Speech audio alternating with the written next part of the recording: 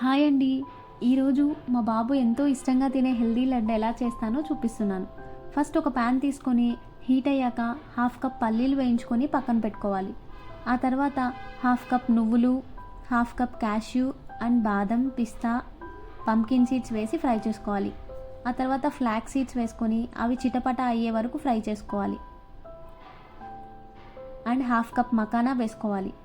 ఈ dry fruits అన్నీ fry అయిన తర్వాత ప్యాన్లో 3 స్పూన్స్ గీ వేసుకొని హాఫ్ కప్ డేట్స్ వేసుకొని మెత్తగా అయ్యే వరకు చేసుకోవాలి.